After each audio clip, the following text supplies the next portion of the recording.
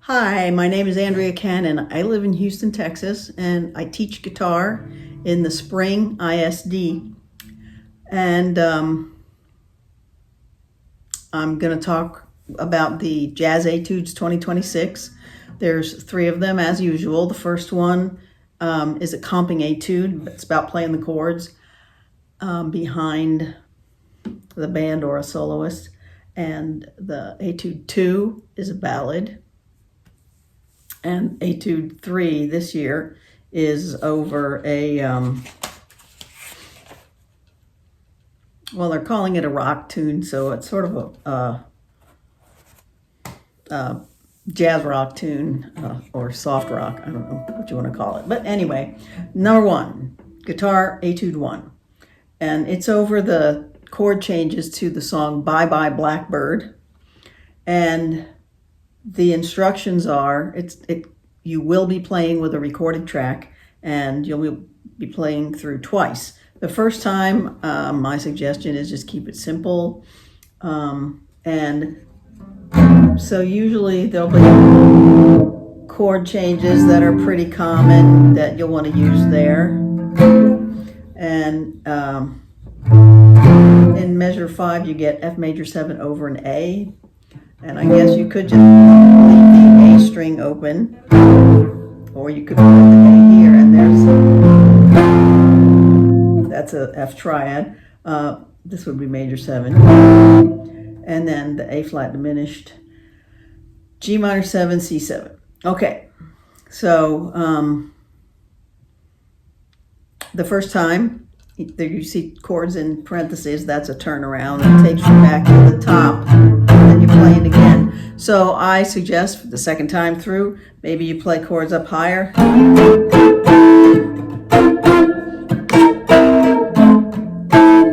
And more complex rhythm. So that's an idea for that. There's one thing that I wanted to make sure you understand.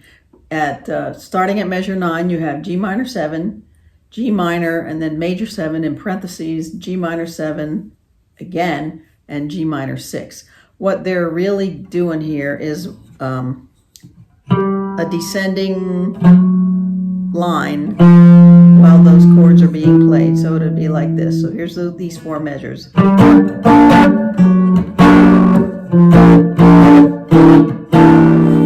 And then back to G minor 7, C7, F7, 6, 9. And be careful with that F7, 6, 9, because if you put it too close together, you get the F7, 9, which is more of a bluesy chord. Anyway, okay, so that's really all I have to say about that.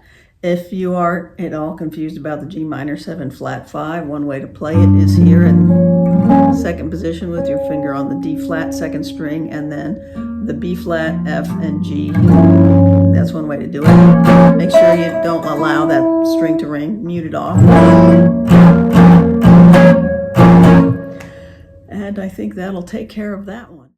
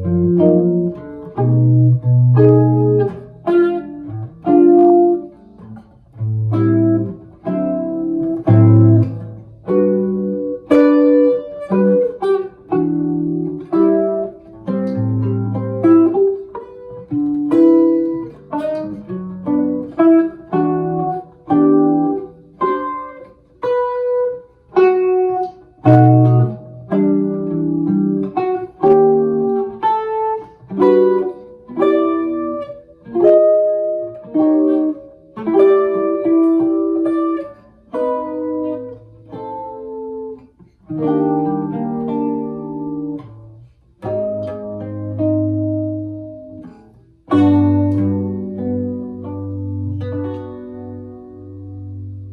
2 is a ballad, and it is again this year. So the tune is Polka Dots and Moonbeams. It takes the chord progression from that one. And it's got some sets of instructions we need to talk about, and then some chords that maybe you haven't seen before that I'll give you some idea about what to do with.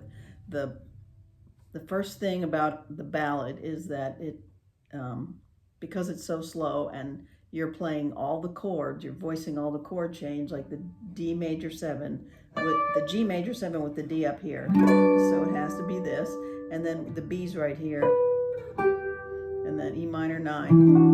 But that's a lot of moving your hand around, so you have to make sure that you can hear all the notes. That wasn't the melody, but anyway.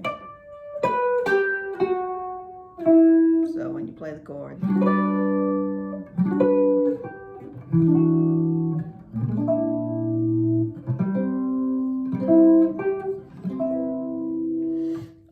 so that's the first thing. Is sometimes it's even good to just play the melody alone to get it in your head, to make sure you read it.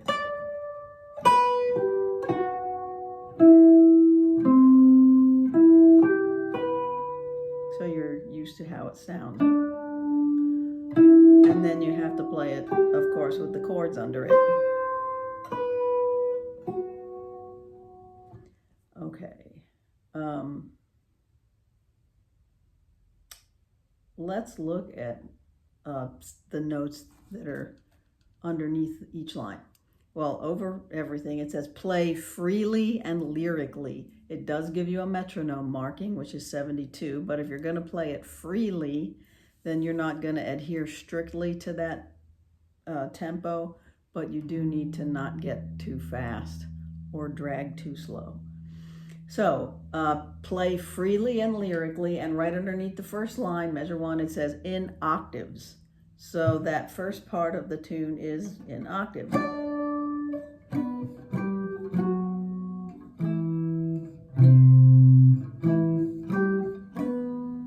Okay, so the octave, if the melody's on the first string, the octaves are 3 frets apart, and it's 2 strings below.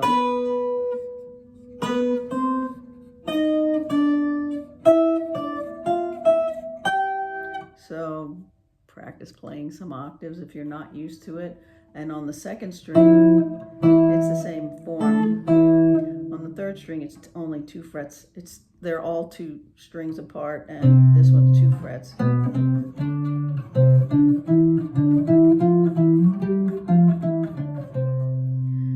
on these 2 strings, it's 2 strings away and 3 frets apart.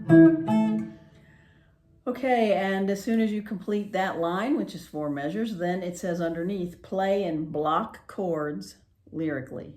And block chords means there's several notes in the chord, and the melody note is on the top. So at measure 5, the melody is an E, and the chord is an E minor 7. So this is an easy way to do that, because you have to play. That's your melody. And this is an E minor 7. And this is an E flat 7 sharp 11. And so that's the E flat 7. And that has the G right there, which is the next note. And then the A, which is the sharp 11. So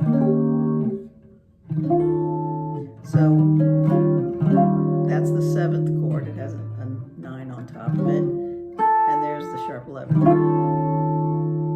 So that's how I did that one, and that whole measure then again is.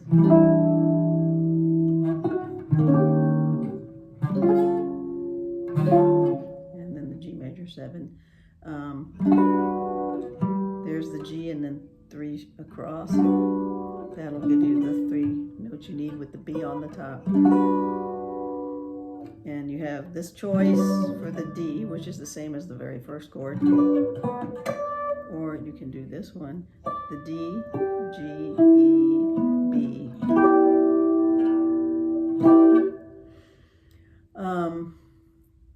B minor 7, E flat 7, A minor 7. With the E flat on the B flat minor 7. Here's what it would be if it was a minor 7. So that would be the D flat, A flat, F, B flat. But you need this E flat, so you leave these 3 notes alone, and that's your B flat minor 7. The next 2 measures that I wanted to talk about is the very, like measure 8, which is the target. Here's the A minor 7, which is the same as the B flat minor 7, only half step down. So here's the A minor, and then D7 flat 9, and now here's the D. That's B minor 7. Leave your finger on the D. B flat 7. Now, so you have A, G, C, and then this is the D again. And keep the D there and just move those 2 fingers down. So that would be all the way from the B flat, this whole measure, B minor 7, B flat 7, A minor 11, A flat 7, sharp 11. And then you're back to, there's E minor 9, B flat 7, sharp 11, A minor, D13. I think most of these chords will be obvious. Maybe not, like the measure 12 at the end of that line, the A minor 7 will have the C on the top. Then here's the A minor 7 with the B on the top. And then you have an F sharp diminished. So you can use this diminished chord with the F sharp on the top. This is a C, this is an A, and this is a D sharp. And B7 flat 9. I just did a B7. And then the E minor 7 again.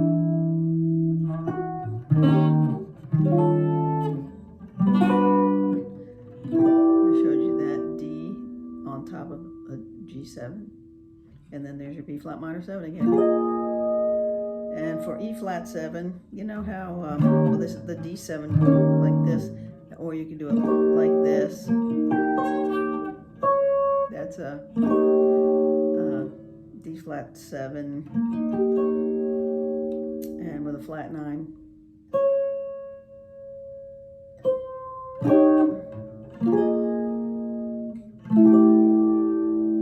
Okay, D7 flat 9. Here's the D7 flat 9. There's the flat 9, and it has a B flat on top. I mean a B. And then here's the G. I wanted to talk about this because the music actually says G major 7, and G major 7 would have an F sharp in it, but when the melody is a G, if you play a G major 7, then the major 7 has to go underneath somewhere, and you're going to get a sound like this. So usually when the melody's on top, you may get a major 6, and that gives you this. Much better. Your ears will be happy. Okay, now at measure 17, it changes to B major 7. You can probably figure all those out. You can do it down here.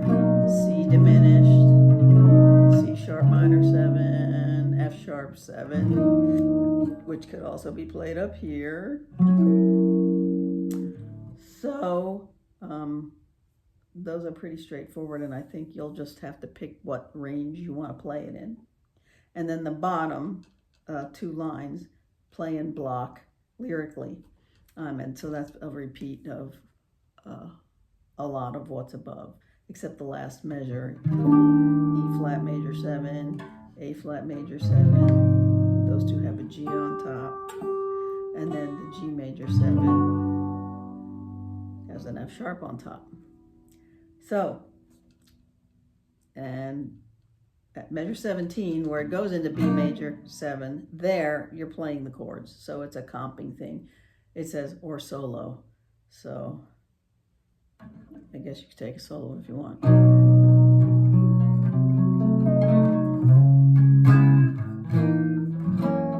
So anyway, I hope that answers all your questions or gives you some ideas about it. And just take care with it and make sure you connect the melody notes.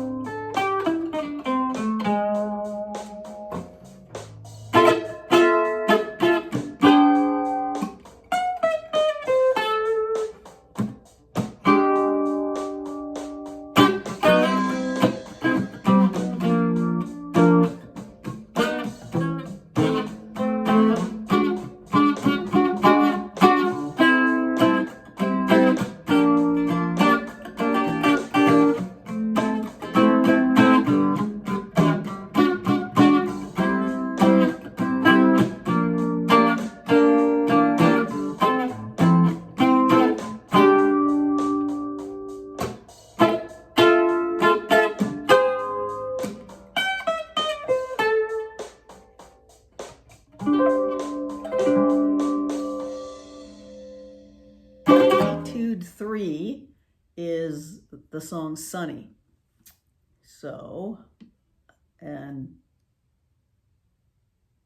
So they call it rock. So it may not be rock the way you're used to rock, but it's a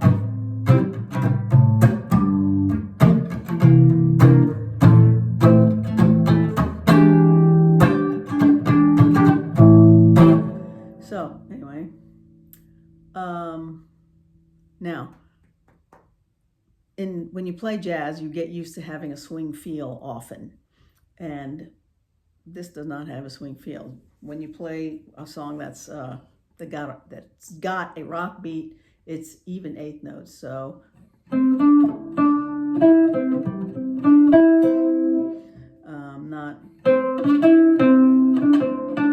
so don't get all swingy about it, okay? So that's the first thing. The main thing that we need to talk about this one, I think if you just go slowly through it, you'll be able to figure it all out. And that would be on measure 13 and 14. If you want, it gets a little high there. And that exact thing repeats in measure 29 and 30. And then there's a little stinger chord at the end. In measure 13, you're going to have to subdivide and think about the 16th notes. So the easiest way to think that through for me is 1 E and a 2 E and a 3 E and a 4 E and a. So you're playing on 1 E, and then you've got to rest until the E of 2. So 1 E and a 2 E and a 1 E and a 2 E and a. And then on 3 and 4, you're doing, so it's 3 and 4 and 1, 2, like that. And then it's tied over for a half step. So 1, 2. So when you play the notes as written, you get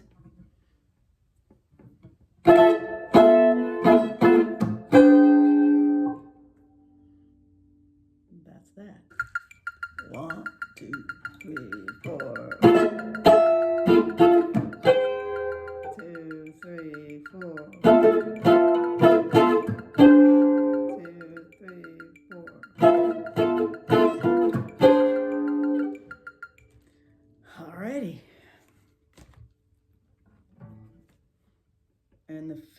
after that one is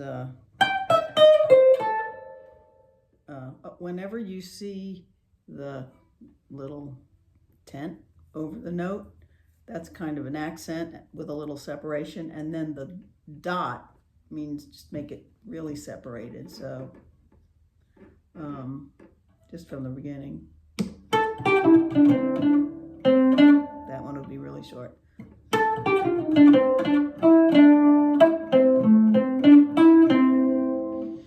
So that's how those go. Other than that, we have the first section where you're playing the melody. And I used a track from iReal B. I don't know if there's been a later update from the one that I have, but there's what it looks like. And you can pick your, oopsie. That icon lets you pick your accompaniment, and I have drums and bass. That's it.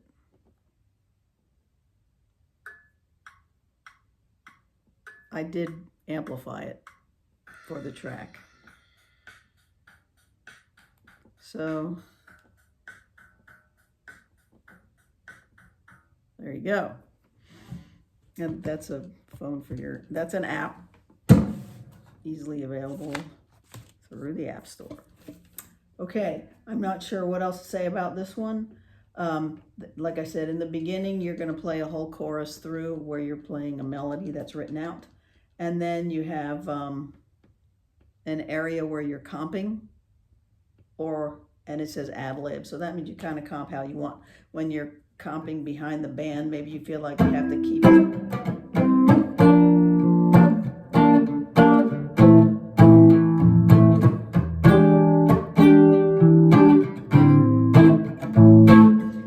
But when you get down to this part, you can do more. I do smaller chords. So instead of doing a big A minor like this, and a big G minor and a big C7, I do just the top 4 strings. So instead of a C9 like that, which you can substitute for the C7, you just do the.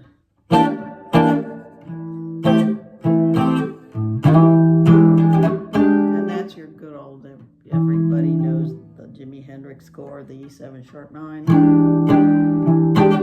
And that turns up in several spots in this tune. And I think the most fun spot is there at measure 7 where you go.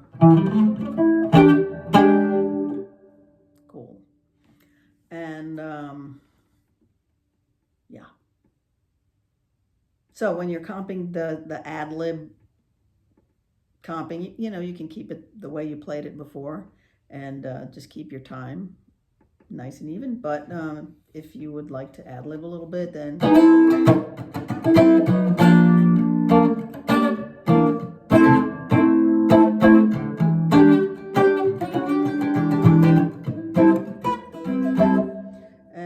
show you this. On an A minor 7 or any kind of minor 7, we're going to take A minor 7 because it happens to be the first chord in the song. But A minor 7, if you choose to play just the top strings, then you can do this.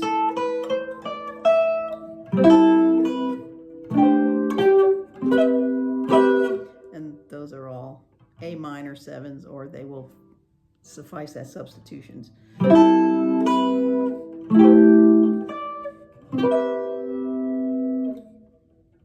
And if you can do that with just one finger.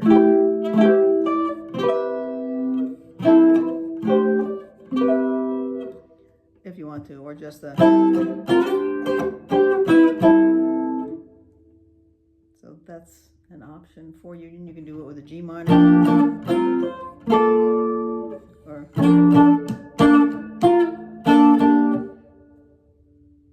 So there. Have some fun with it.